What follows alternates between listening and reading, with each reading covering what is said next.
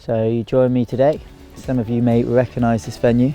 It's quite a famous venue, and you join me on the mighty Chew Valley Reservoir based down in Somerset, which is one of my home waters, which I've fished for many years now. Had some fantastic pike out of this venue and also some amazing perch as well.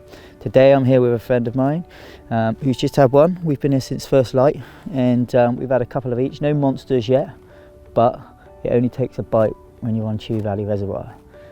Today we're going to be looking at location on big waters, a bit of watercraft.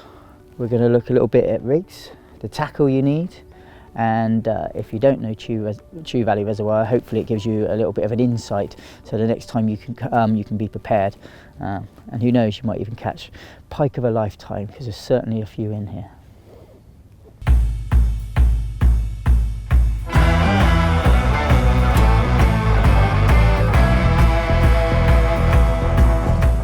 Yeah, baby! Congratulations, mate.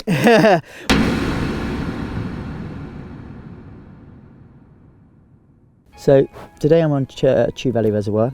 It's a big 1,200 acres of water when it's full, and I think I've heard a lot of people say over the years that they can find it a bit daunting. They don't know where to go, they don't know where the best swims are, well, venues change anyway, and where you go can change on any particular water. So what I'm going to go through now is really what I would do if I went to a new water I didn't know, to try and find out where would give me the best chance of hopefully catching a pike. So one of the first things I'd probably do is I'd look at where that venue was. Most of them have got a Facebook page or an Instagram page nowadays, so have a quick scroll through there, see if I can see anybody holding a big pike or anything like that. Maybe have a little look at the backdrop, just kind of see, okay, there's a bit of a pattern there. I keep seeing big fish coming from the dam area or up in the shallows or out by the trout cages or something like that. You might see a pattern emerge.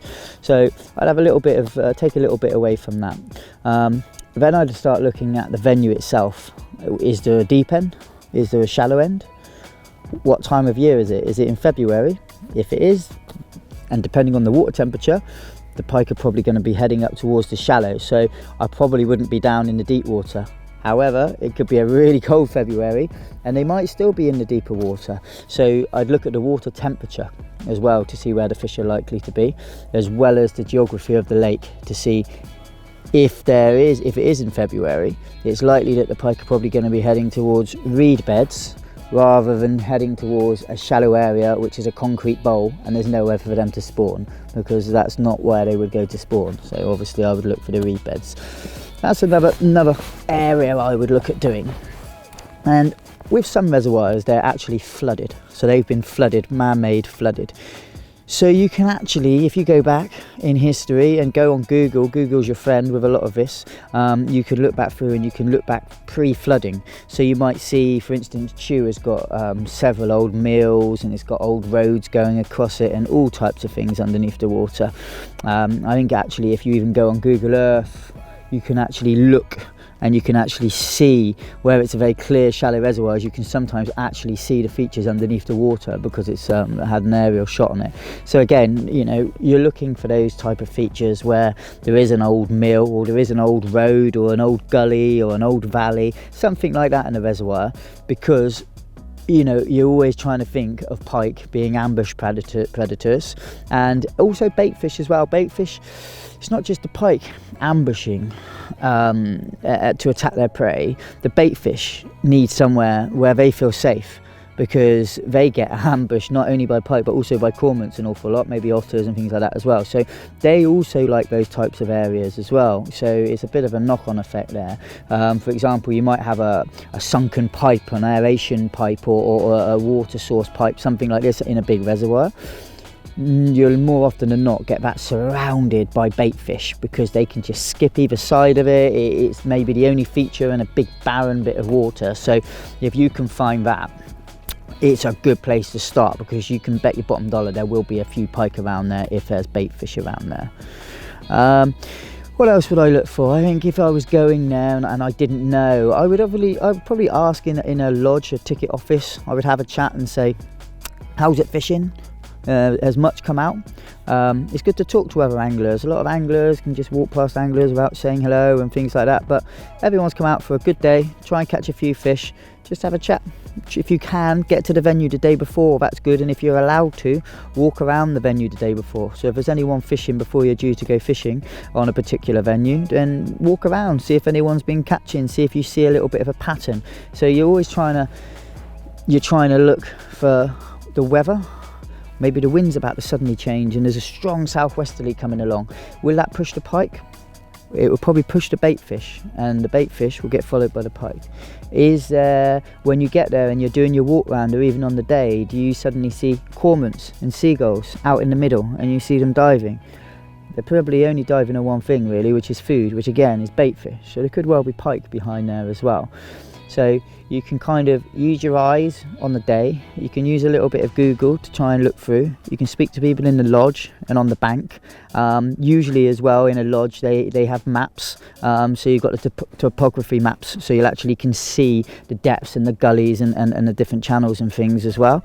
So you've got that side. If you start adding all those little bits together and doing your homework, of course you could just turn up to any water, chuck out and get lucky. Anyone can do that, but if you start doing all the little bits of the jigsaw puzzle, I think what happens then is you start to go to a venue a lot more confident, and then obviously you've got to have the right tackle and the bait and those types of things, but that's kind of another bit of the jigsaw. But the first bit is to kind of put yourself in the right place so you've got a good chance, fingers crossed, of catching a good pike.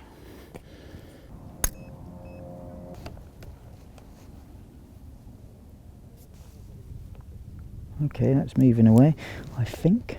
Just yeah, so wind, feel the weight, and lift. There we go.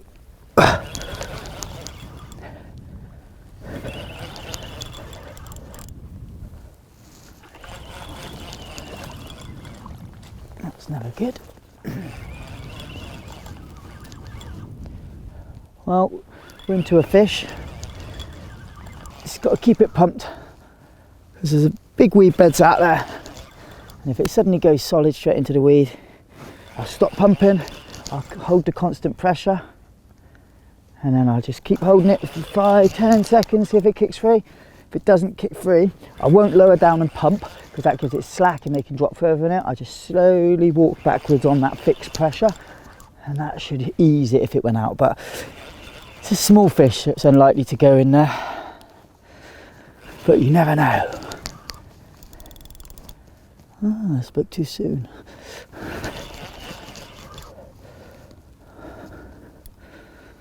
Yeah, I have picked up a lot of weed now. I have got a system on there where if it did get really snagged in the weed, the lead would actually drop. You can see all that weeds around that lead, you see. So you only get a small fish behind it, so it always feels bigger than it is. But if it got really stuck, that lead will actually drop off. There we go. There you go, beautiful pike. It's nice and safe just there right now. And if you're unsure, try and always net them. I can see that one, I can chin that one out, take it over to the mat. There's my bait, look. The bait's gone out of there, little smelt. What I'll do is just carefully, never rush that bit. Just gently have a look there, I can see that treble there. Yeah, that's perfect. So we'll take this one over to the mat now, have a quick look at it and get it unhooked. Lovely. Okay, so whoa, oh, there we go, spat the hook out. So barbless, straight out, and then we'll have a look in there, make sure there's no trace of anybody else's. I've wetted the mat up so it's really nice and wet, got the waterproofs on, and then we have a nice little Chew Valley Reservoir pike. No monster, could be a little male, or it could be a big female in a few years to come, who knows. It's a bright sunny day, so we're going to get this one back straight away. So there's no rush in putting that. Oh, sometimes they want to go back super quick. and sometimes you can hold on to them. There was no way of holding on to that fish, it absolutely bolted. But what I try and do normally is hold on to them, wait until they got a couple of kicks and they go. But that was a small fish, it came in quickly, so yeah, it's powered off and I've got a funny feeling it's going to be just fine. What have we got here then? So here we got my smelt down here. Oh. So we've got my smelt, and there we got someone else's bluey. Now I've not got bluey with me today, so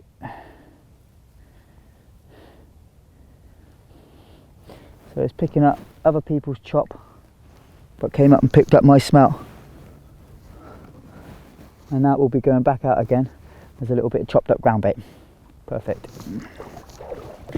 So I'm just redoing this bait. This one here is just a little uni rig. It's got a big, nice strong size 2 hook up there. Size 6 treble down below. It's only a small bait. Got the barb crushed down, just one for bait retention, because that's what the rules are on here. And just nick that one through the tail there, through the bone. You get a very good hook hold up on this rig, especially off the single. And then into the side. Any of the rig making you can see on any of the YouTube videos we did before, which has got one which I did, which has got about rig making. Just gonna, the old bait which came back, it'll still have scent inside of it, so I'm just gonna put a few little chunks of fish out there, and hopefully any fish then which comes into the area by the scent sees my whole fish there. So obviously I'm using a bait boat today, but you'd be amazed how many fish will come in underneath your own feet as such. So don't be put off by thinking, oh, he's using a bait boat. Don't worry about any of that. Chest waders, wading carefully if you need to get a little bit further to get past the shallow water, because you can catch big pike in anything they can swim in. And you're fishing a trout reservoir today. If you watch the fly anglers, they're not casting very far at all, are they? And they're catching trout. Well, what do the pike eat? They eat trout, and the trout anglers are putting them back. And you've got trout anglers who are playing trout in close. That's just like having a big trout live bait on the end of a line. So obviously you're gonna get the pike looking around the margins and getting interested in things. So don't be put off and thinking, oh, you can't catch on big waters unless you've got a bait boat. They definitely have their uses in your armoury. Of course they do, but don't be put off by it. Many times I can remember when I've caught huge pike really close in, especially at first light and last light. So the rods are out. And today I'm fishing in 2 different ways. I've got one rod, which is like a roving rod. So it's a bit like if I'm carp fishing as well. So I might have 2 on a spot, and I might have 1 which I'm just roving around. I might be, if I'm carp fishing, I might be doing it to show in fish.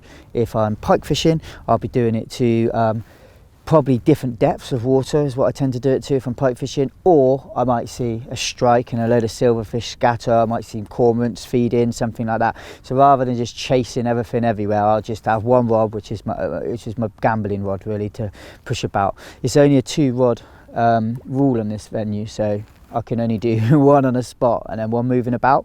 But what I do is I keep it accurate. So I go out to a depth. It depends on temperature, time of year, these types of things, but I'll go out to a depth which I think is probably going to be right for the conditions. Could be 10, 12, 14 foot, something like that. And then I'll look for it to be near a feature, maybe collapsing weed bed, maybe the bottom of a gully, bottom of a shelf, something like this. And then I need to be accurate. So either casting or bait boat. Today I'm bait boating because it's so shallow, I need to get out to a little bit of water. But even casting, what I'll do is I'll mark up.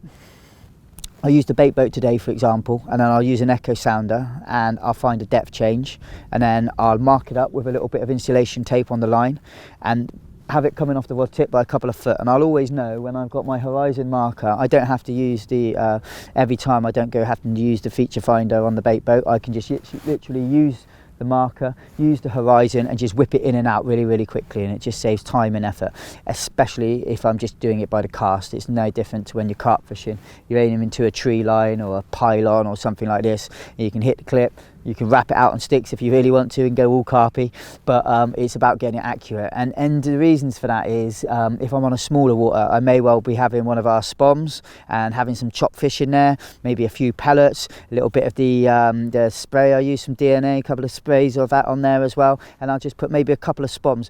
But what I do is I tend to put the bait past the chop, past by maybe about a metre. I do about a metre, maybe a metre and a half, that sort of distance past where I'm fishing. And that's why it pays to be so accurate, because I want them to come in to where I've spommed or where I've sent out with the bait boat and I've dropped the hopper, okay, but then I want to be really accurate and pull my bait just off it. And then what I do is then I've got a critically balanced smelt or whatever fish there, and I've got it either just on its tail or maybe I've got it standing up waving, just depends on a few different things there. But what it does is it means I've got a whole pile of attraction, I haven't got my bait in it, but it's right next to it, so when they come in they see my bait first, and then bam, they've picked off what's off the edge of the baited spot. So much like carp fishing, but it's pike fishing. So that's what I'm doing today. I've got one on the spot, which I'm going to keep topping up with bait all day, and then I've got one which is roving around into the different depths. Fingers crossed we get one of the big ones, but a bite would be nice right now because it's been quiet for a little bit, so fingers crossed. It's a big reservoir. I use different tackle than I would if I was going to the local river or small pond or lake or anything like that. It's a big water, so you can see in the background Sean's into a fish. Could be a chew monster, but who knows. So here I've got 3¼ pound rods here. These are our Elite Deadbait X, so they're built for this type of venue. They're strong rods. There's weed beds out there, there's potentially monstrous sized pike. I need to know that I can be able to control these fish if they're going towards the weed beds, if they get into a weed bed. I need to be able to know that I'm the one in control. And if you're fishing maybe potentially at range or you're fishing for really big fish, these are the rods that I use and absolutely love. Then I go to the reels. I'm not using little kind of 8s, 5/8s, 10,000 size reels. I've got 12,000 pit reels on there, okay, because when I turn that handle, I want to crank back a lot of braid. I want to be able to make sure that every rotation is pulling back a lot of braid onto there so I can get those fish in as quick as I possibly can. I've got 55 pound braid on these ones at the moment, the Fox Horizon braid. 55 above, you know, sometimes I'm using up to 80 pound braid. And that pretty much is kind of the hardware, the rod and the reel, which I use when I do big fishing on big reservoirs, so for pike. And it works for me. I don't get breakups, I don't get snap ups, I get fish out of weed beds if they go in there, and it's strong tackle. I always check the last couple of meters of braid every time before I use it, because that's the stuff which can sit down on the bottom and can potentially chafe a little bit. I've got fluorocarbon leaders for the last meter, which isn't a trace or anything like that. It's fluorocarbon, but it's thick fluorocarbon, and that's really good on the flanks of the fish, yeah, it just stops any damage to the fish as well, and potentially stops any bite offs. It's a lot better than just having straight braid going down to your run ring and to your lead. So that's pretty much my setup hardware wise, and it works for me, and it has done for years, so I won't change it because it's not broken. Okay, so I'm going to take off the fine needle so I can put in a slightly thicker one. Obviously this is a mackerel, so it's pretty oily anyway, but what I want to do is just, look at that, just a little bit, give it a bit of a shake, put the lid back on so we don't knock it over, put that in there. Okay, so we've got the red Apex amino spray and tuna oil. Never hold it like this, because you can push through to your hand or you can get knocked or anything like that. So while it's on a nice flat surface, just insert it there into the body cavity. Ooh. Don't need to use it all, don't need to overkill. And there we have it. It's going to leak for a long time. It's like blood to a shark.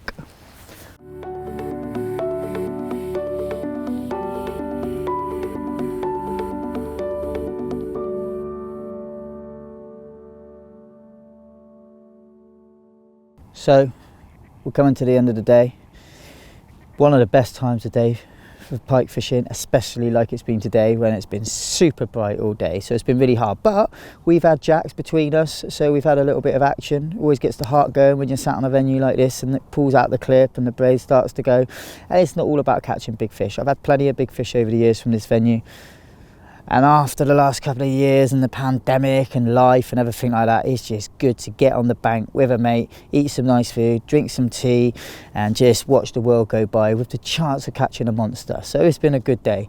Still a bit of time left, but the light's fading for filming, so we're going to carry on fishing until just into dusk, and hopefully we might pick up a monster. But I hope today you've enjoyed a few of the tips and hints that I've kind of given you towards tackling big waters.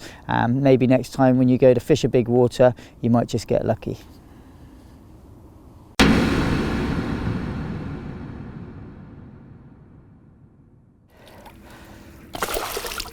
Okay, baby. Right. My drop off's gone, I've got to go. Hold this fish here, hold that fish in the water. Okay, so Sean's just got a pike, which I was just about to unhook in the net, which is very likely to be a PB. And it's been a bright day, and as the lights have started to fade, mine's just clipped out as well. Now, there's a lot of diving birds out there, so it could be a diving bird or it could be a pike. Yeah, no knocks, no bangs. Could well have been a diving bird, so I'll reset this one. Hopefully the light's good enough so that we can have a good look at Sean's fish and give it a quick weigh and see what it is. So what we do... Is that net man enough to... Yeah, easy, yeah. So what we do is we just fold this up like that. Oh, like that. Yeah, and then we can just roll her down. Make sure her fins are nice and good. Don't want to split her fins, that one's bent back a little bit, so we're gonna run that one through. Okay, there we go, so the fins are now flat. I'm not going to split any fins, she's good, so we go straight to the mat. There we go. Alright, so slide her in, head first in, head in, and then push her tail in. Okay, check her fins are good, she's good together.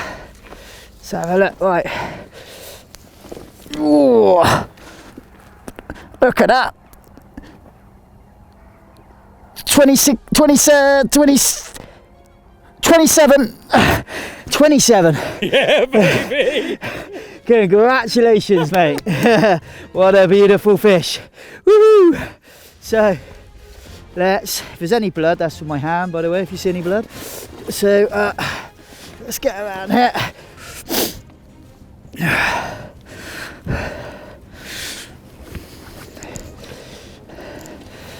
That's the go. Wow, look at that. Beautiful. What a fish. Yeah, I'm pleased with that. That's the one like that, lovely. Beautiful. Good things come to those who wait. So we waited, we stuck it out, the light levels changed, and then it came again. Look at that. Have a picture from above and then, yeah. Lovely fish that, look at that. 27 Sean, look at it. So here we go, we've got Sean's PB today from Chew Valley Reservoir. 27 pounds of fantastic pike. Right on last knockings. And a few jacks today. Bright sunshine, didn't look ideal. But it's always worth staying until the end, because it just takes one bite to catch a magnificent pike like that. And we just got it back to the water after a couple of quick shots. No point in rushing these fish, they're not young fish. No point in shooting them away. If they go out of reach and they turn on their side, there's nothing you can do. So the best thing you can do is just wait until you feel a few kicks. And it's October, so water's not that cold, so you just got to give them a few minutes and wait until they give a good few kicks. But never rush it. Never any point in rushing it.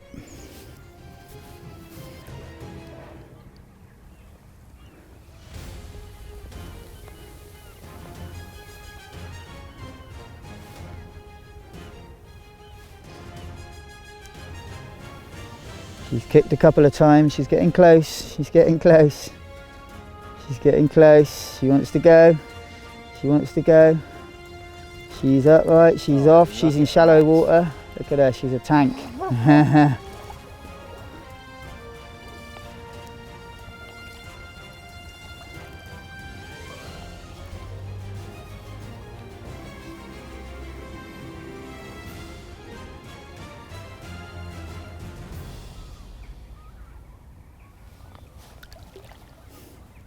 Perfect. It's a wrap.